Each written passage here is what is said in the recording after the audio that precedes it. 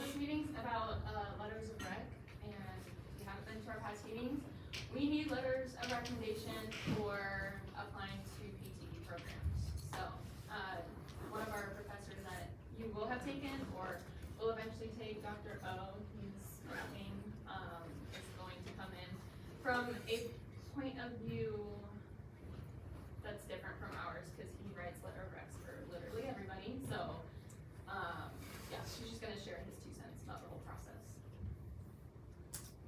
Alrighty, thank you everyone for coming to virtual grad panel, having your cameras on and asking great questions. We had a pretty good turnout, even though some stuff happened throughout the day, some cancellations, but Talia did a great job. And then make sure to RSVP to our in-person grad panel. It's on March 15th from 4:30 to 7:30. And then just make sure you RSVP sooner rather than later so we can get a correct head count for food.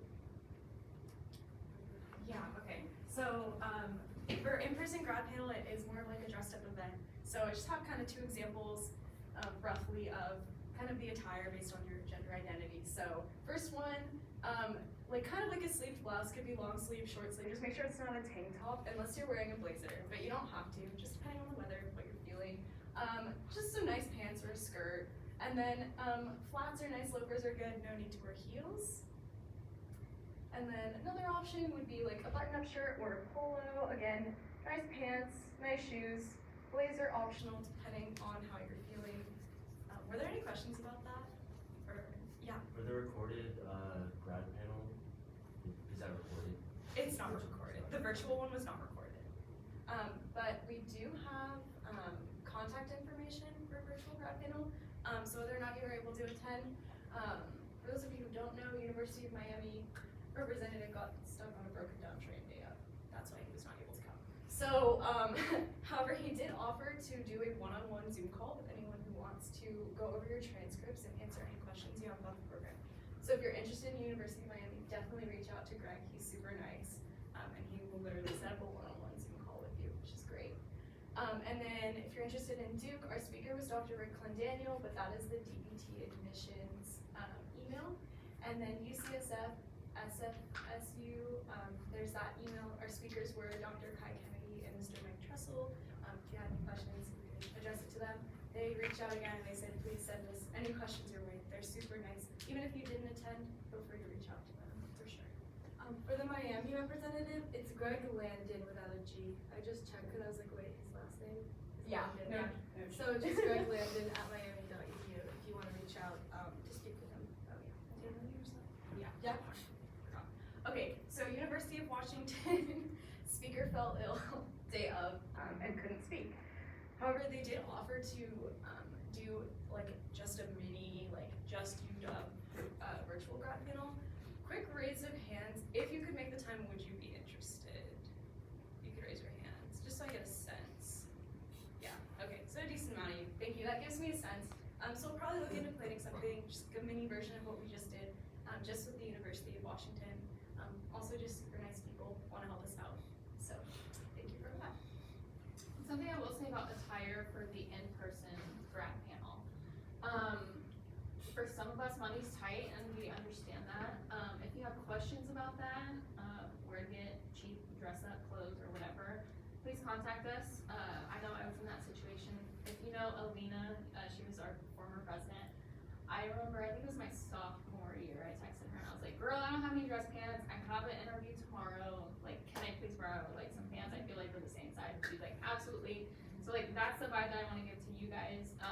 Whether it's me literally handing you a pair of dress pants to borrow or just any advice or anything like that. It doesn't matter how dressy you are, just to look professional, presentable, and stuff like that.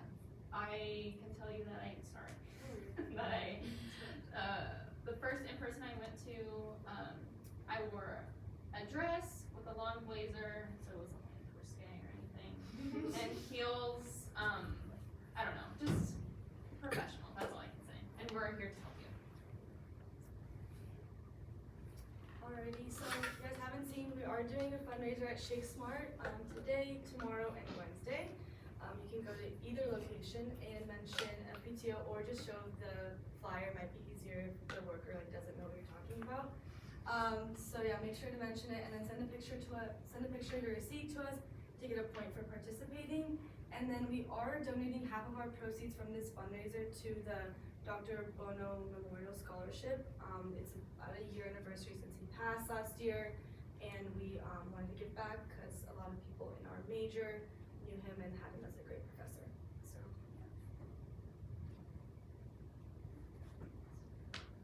yeah. Okay, so we got this opportunity from a third-year student here at SDSU's DPT program. Her name's Ashley. She works right now at the training room in Poway, and she was saying that they are hiring for aides.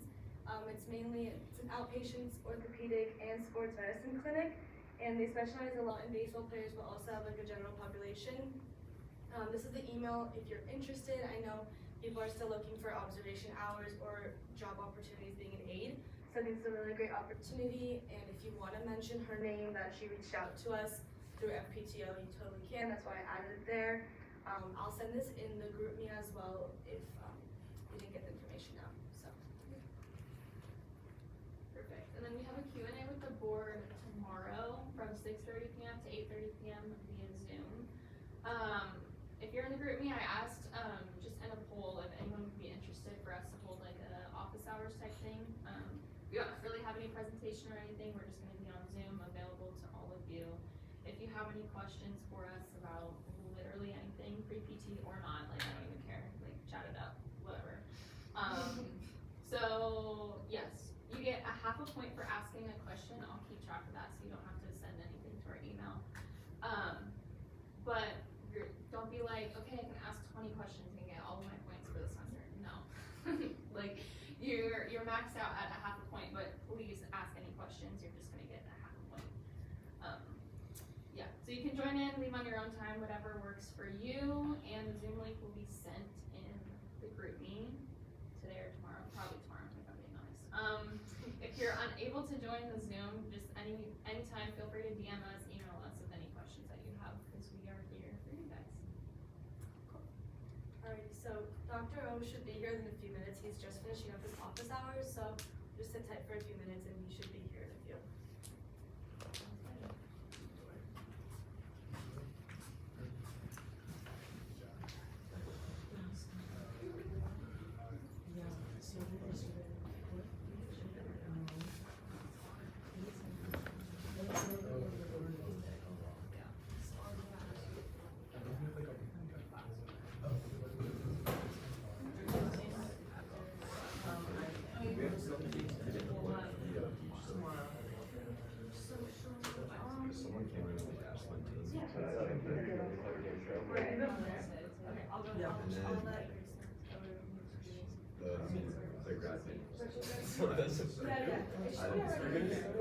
I'll check, but if not, I know that it's Okay, I'll take a look. So beach and virtual grad? Yeah, yes.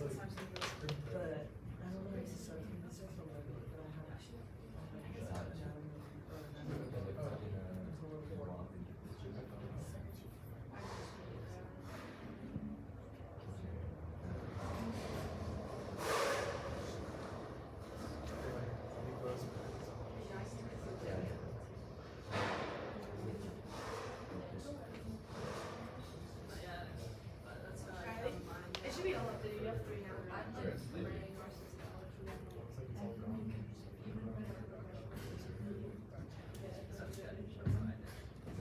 With who? Angela. Angela? I wouldn't. Oh, and Abby. Do you have her tens? Well, like I was just like I should What I tell you, my brain is fried. Yeah. Dude, Ash, are you an intern? Yeah. Okay. So, yeah. No. But like not because of physiology. Yeah. So like that's nice. That's how it was for me. But I'm like, How are you? Oh my god. I saw it. It's not too bad. No. whoever knows it the best. Yeah, I feel like you have to like commit to like doing a professor. Yep. Yeah, So you're you fine. have to like know that we want that like letter before you can start. Yeah. I think also like Yeah. but how do you like build a relationship with everyone? Like, yeah. It's like, it's like, yeah. Yeah, it was. If you can TA with someone, that's like your best opportunity, because it's not really them, from a professor, it's not them talking about your life so much, just like what they see in you. So even if you do TA or don't TA, it's the initiative that you take to excel in your class, or I was lucky enough to be TA for a class, and so it was my initiative to help the success of the students in the class and what I did, like just what she saw in that perspective. So it's not necessarily like you have to get like deep with them or ask about, you know, tell them about what's your personal life and stuff. It's just, yeah. So I would say office hours for sure. But if you can TA for someone as well, that would be like awesome. And it doesn't have to just be an admin, it can be whatever. And also, like, they're writing about you, like, the questions that they're asked are how you would, like, perform as an academic, not as, like, a person. You know, like, obviously they're gonna write to you as a person, but the questions that they're asked in total is, like, who are you as an academic? Like, how would you be able to handle a significant work team? So if you are good in that class and they know you as, like, you know, a student, that's amazing, you know, as far as I know, but, yeah. And you can ask Dr. O if he's open for questions afterwards. 'Cause yeah, for sure. He writes good letters. It's not hard. I didn't get a letter from him, but I he writes great letters. He writes a lot. He's pretty. What class did you take? 3 and 3. And then TA for this semester. Is she? She asked me, she's not teaching. Yeah, I'm in the other one. Yeah, great. That was great, she's not teaching this semester, yeah. But next semester, but I actually, She's not, she's only teaching during the summer now. Cause I have great share for grade. I'm taking next semester. Great share is just. Yeah, I'm just like. But it's not bad. I never. It's kind of, it's just. So far. I had this. Did you say two letters? Whoever knows who next. All right, our guest of honor has arrived, people. So this is Dr. O. Take it away. You can utilize for you or if you Yeah. want to. Cool, okay, so I'm here to talk about letters of recommendation, which is obviously a crucial part of the getting into PT school path. It's also, I think, one of the less obvious how to do it well. When I was an undergrad, I was clueless about how to get a letter of rec. You know, I just thought, get A's in my classes, letter of rec follow, but it's a lot more complicated than that, so I wanted to talk about it. And give you guys the best information so that you can get the best letters that you can. And so maybe we can start off with a question. A lot of you work, is that right? A lot of you work outside of class? All right, so let's say you're working and someone comes into your job, you don't know this person, they come off the street and they say, I really like to work here. Can you write me a letter, a recommendation for your boss that I can get in? And you don't know this person at all. How many people feel comfortable sticking your neck out for this person that you don't know? None, okay. So now let's think of it from a professor standpoint, right? Where if I don't know you as a student and I'm being asked to write a letter, like what my comfort level would be, right? So maybe that helps me start thinking about like really what we're trying to do here with the letters. Maybe another question is, what is the point of the letters of recommendation? Like what is it ultimately are we trying to convey in these letters? What do you think the admissions committee would like to see in these letters? So strong applicant in what way? Okay, academically strong, yes. What else? Organized, Organized, overall work ethic, yeah. What else? Discipline, perseverance. PT school's tough. Perseverance is not to be underrated. Besides the number of students that, you know, got used to memorizing their way through undergrad and then get to PT school and realize I can't just apply these same techniques and have a hard time adjusting. So perseverance, like things are gonna get harder, work through it. What else? Consistency. What about like people skills related? Yeah, so these are all great answers, but let's think about what the overall umbrella theme is when we're trying to convey these ideas. It's, will you be a good PT? This is what the fundamental thing about the letter is. Do I think you would be a good physical therapist? Would I want you to treat me or my children, right? Because we all know there's people who can get a 4.0 coming out of undergrad would be terrible physical therapists, right? So, and vice versa, people who have maybe lower grades, right, that could be great, have great personality for being PT. And so, this umbrella idea of will they be a good physical therapist is what we're trying to convey, right? And so if you've let's say you've got an A in my class, but you've never talked to me in office hours, you never asked a question in class, you never come up after class, I basically had no interactions with you. Yes, I can say in the letter, I know this person exists as a human being on the planet Earth because they attended my class. I don't know them, but they got this grade in my class. That's all I can write, essentially, right? I can't get to the central question of, will you be a good PT? So if you don't know someone, you can't address these non-tangible things because they have your transcript. They know you got an A in my class, right? So I don't need to add more on that. They want to know the person element. Do I think you would be a good physical therapist and why? And there's two elements of physical therapy that, at least getting through the program, is tricky. You can imagine some jobs are not academic, but it's all people skill related. If I want to sell cars, right? It's all people skills. There may be some jobs where maybe I'm doing purely computer coding. Maybe people skills is less important. My coding academic skills is most important. But physical therapists, right? You got to do both. You got to be super academic. You got to absorb all this complexity of the human body in 3 years, and you need to be good working with people, right? And you got to pass the boards, right? So you got to be good, strong academically. You got to be strong working with people, and so we're trying to convey those things through the letter of recommendation. So the more you know your professor, and the more they know your backstory, the more they're able to learn something about you and convey this. I think they would be a good physical therapist. For example, if someone I don't know, I've never talked to, has an A in my class, I can't write them as good a letter as a student who got a B in my class, but they come to office hours. I know them. I know they're a good person. They're ethical. They have a good personality. I can tell that they probably would work well with and be encouraging to patients. And I also know a little bit of backstory about why they got a B, right? I see that, their grandmother is ill. They do a lot of home health care for her. They're very busy. They're stretched very thin. Actually, and when I talk to her in office hours, it seems like she really gets it. But because she has limitations, she couldn't maybe study enough to get the A. But I think her academic ability is at an A level, right? That's a great letter. She's academically at an A level, really great person, people skills. I think she'd be a great PT. That's a way better letter than the person who got an A. I don't know at all. So that's what we want to be thinking about. And so with that in mind, if we could go to, so again, it's all about the intangibles that are not in your transcript, right? And so this is what I have to answer when I write a letter.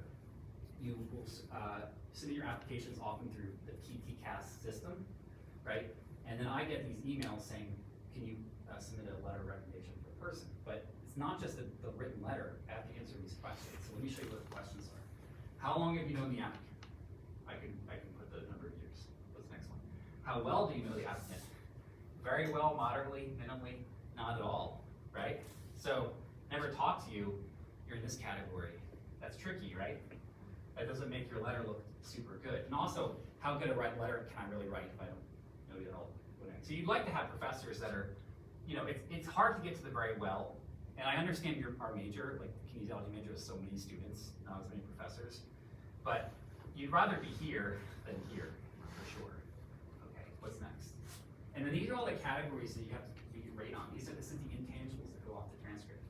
Commitment to learning, critical thinking, empathy, ethics, interpersonal skills, leadership, oral communication, there's written communication down here, professional demeanor, response to criticism, responsibility, stress management, team skills, time management. A lot more than the academic part, just getting an A, right? And so, if you got an A in my class, I could probably think you're good or excellent at critical thinking, commitment to learning.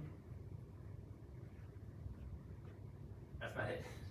If I don't know you very well, right? So I have to put not observed almost everything else, so it doesn't really help me too much.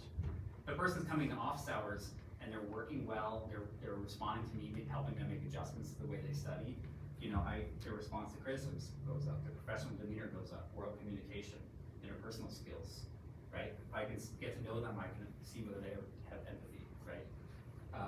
If they're coming office hours, usually they have good time management, okay?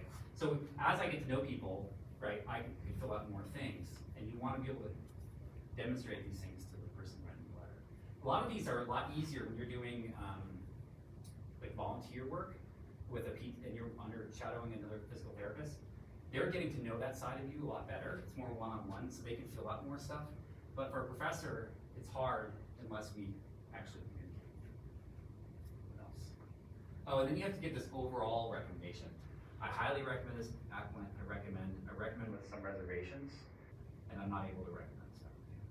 So typically, if I have reservations, I would let the student know that I would have some reservations, but I can still write them a letter if I need to. But you know, you kind of want to be in this for sure. And then I actually submit the letter. So all that happens before I even submit the letter. Okay. And so depending on the place you're applying to, they may have ways of kind of quantifying across your different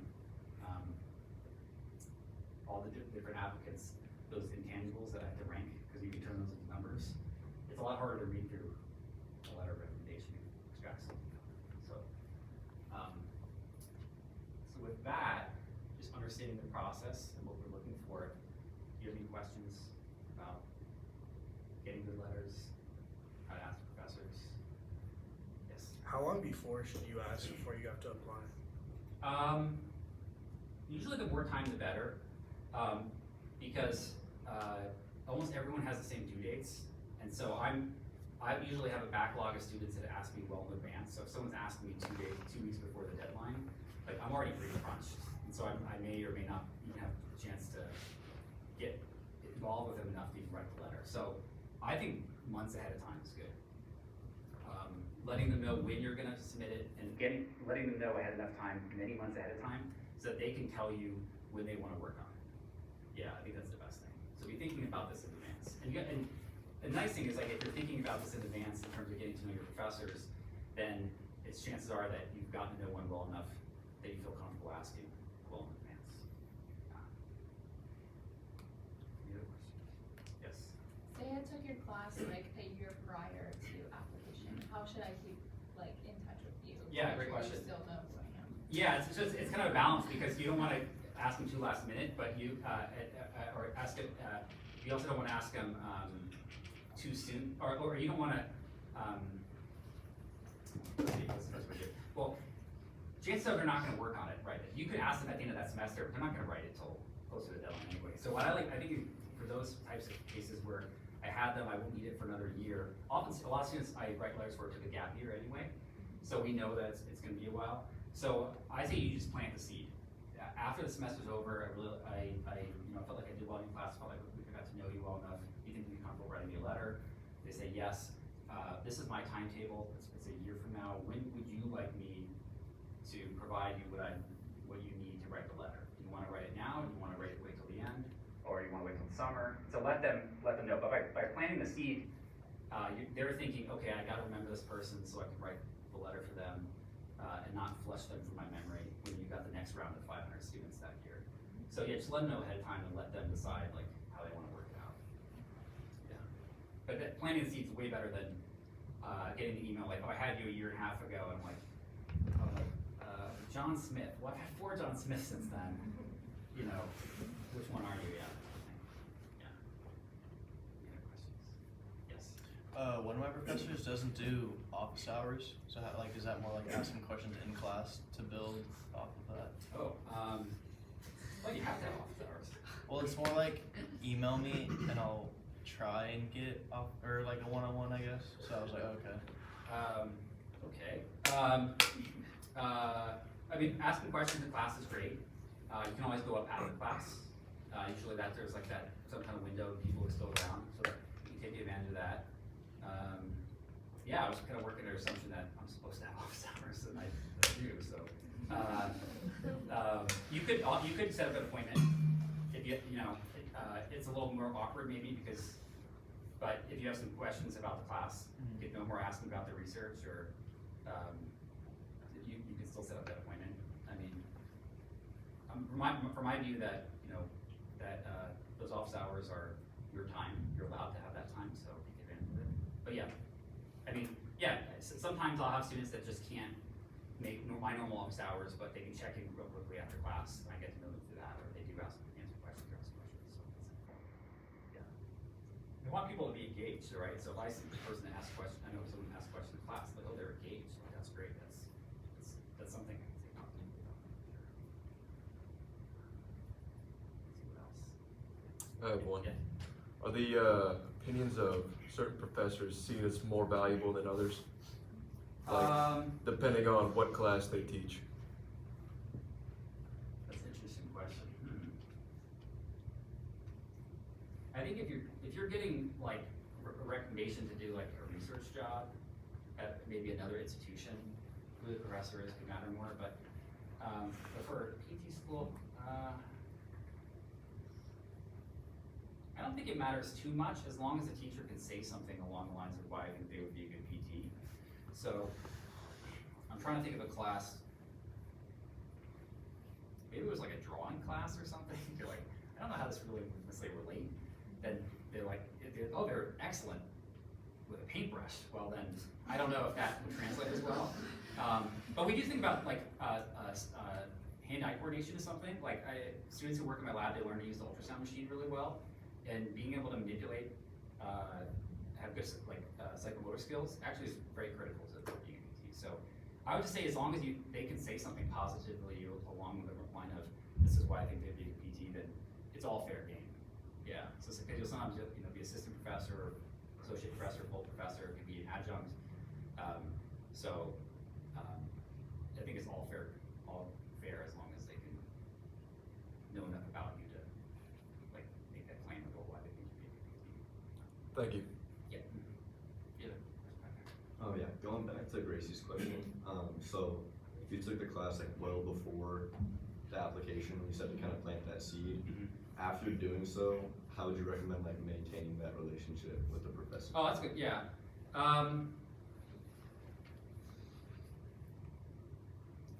It doesn't have to be a lot, like, but you could just find out when they have office hours and check in once a semester, just say hi. Or if you see their office doors open, just say, oh, hi. They're just little things that kind of keep them fresh in your memory, but you don't have to like take them out to lunch. Speaking of which, yeah, I also, you don't have to get your, if someone writes a letter, you don't have to like get them a $50 gift card to Starbucks or anything like that. Like a simple letter, thank you letter is more than sufficient. Yeah.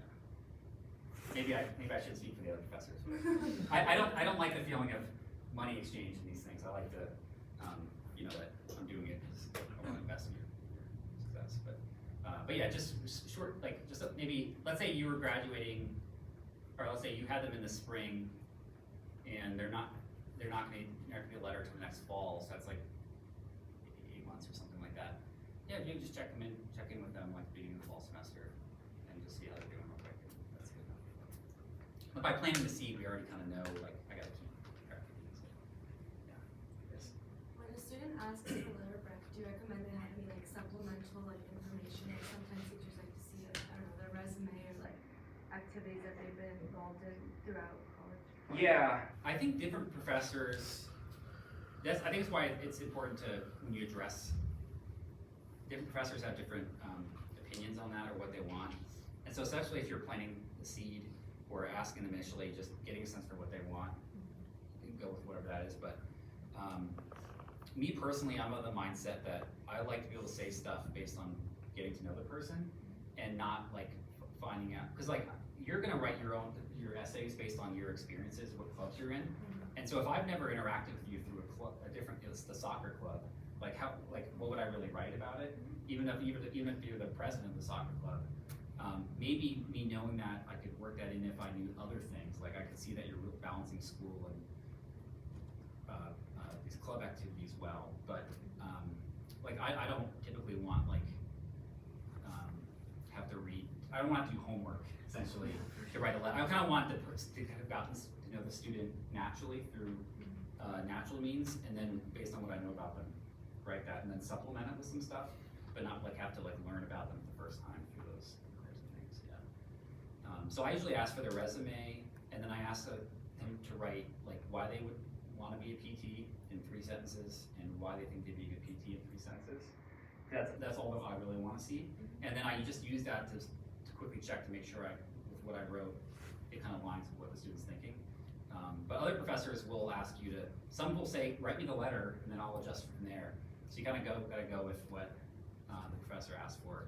So knowing it well ahead of time can help you, especially if you ask them 2 weeks ahead of time, and they're like, before the due date, and they're like, well, you gotta write it. Now you're like, right, now I gotta write this thing about myself. It's kind of awkward. That's one of the more varied things about what the professors want. Yeah. What else is there? Yes. Does being a TA or like helping in your research necessarily mean that your letter of rec will be better? Like, is it necessary to do those things? That's kind of my question. Sorry. Yeah, I mean, no, it's a good question. Typically, if you TA for a professor or you do research for them, you're gonna get a better letter. I mean, I'm working under the assumption that the person wasn't a terrible TA, and then knowing more about them actually hurt their stock. It happens sometimes, but typically, if you're taking them on as TA, you've already got a good read on them, and same thing with the research. So getting to know them more, seeing them in different environments, seeing them, if you're helping in my research lab and you're working with patient subjects, so we're bringing, we have people with knee osteoarthritis that we're bringing in. If you're good at working with those subjects, that's like a lot of good information I have about why you'd be a good PT that was harder to see in my biomechanics class, which has a lot of math in it, right? So TAing, it has a lot of overlap with successful PT. You're gonna have to motivate people as a PT that don't wanna do the work, people that are confused, that don't understand it the way you understand it. You gotta explain to them why they need to do this exercise. A lot of things a TA has to do. So, the strong TAs that I've had, I have a lot to say about why they'll be a good PT. So, yeah, the more it's about, I think TAing and research let them see you in ways that are beyond the academic, and you just get to know them more better, get to know their personality. So, that helps a lot. Thank you. It does help a lot. Yeah. Yes. How important is the length of time that you know with the professor? Like, is it better to get a professor that you've taken like a year ago, or is it better like a semester ago? Like, does that affect it? Oh, I just think, I wouldn't imagine so much worry about the time, just more as overall how well they know you.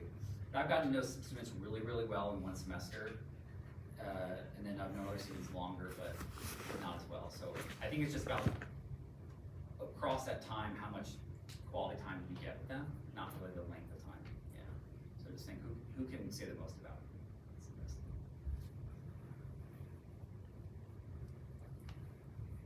And then I think there's some other questions that come up.